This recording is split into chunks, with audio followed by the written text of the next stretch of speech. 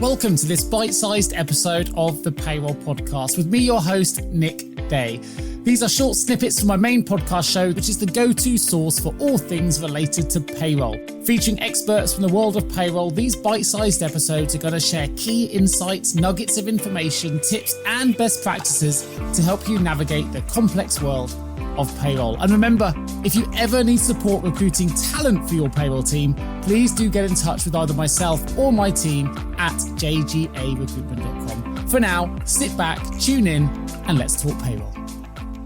You talked about, I guess, the fearful side of automation. We should embrace it, and that's good news to say that, they can take the role in transforming that, and titles don't matter. But are there other elements of automation? I read in your book about potential for the super rich, and there are other elements in there. It's obviously quite complex and quite detailed. I'll put some links to your book for those that want to find out more. But are there other elements we should be fearful of? The real danger, and I would say it's bigger than automation, the real danger with any kind of system that we build to automate or to make decisions on our behalf is that we lose the capacity to completely understand how it operates. And this, some people are talking about making AI more accountable. Yeah. But it's a bit of a paradox, because part of the magic behind some of these machine learning algorithms is the fact that we can't understand them.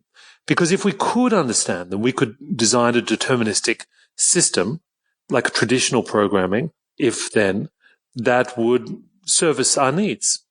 But sometimes the situation is so complex. There are so many variables. We as human beings simply can't see the complex interrelationships between one thing and another. It could be, why is it that salespeople that come from this particular school and with these particular things that they have studied end up being so long-term productive within an organization? We can guess at it, but sometimes a machine will see patterns that we can't. So all we can do sometimes is not understand the machine. We can just make sure that we understand the things the machine's been optimized around. And the idea of understanding optimums is actually going to be one of the new skills that I think leaders in the organization will be absolutely accountable on. They won't have to explain the programming, but they will have to defend themselves to the board, to the investors, maybe even to regulators at some point, that the assumptions that they've set up in the algorithms that drive decisions in their company have been properly scrutinized and thought about.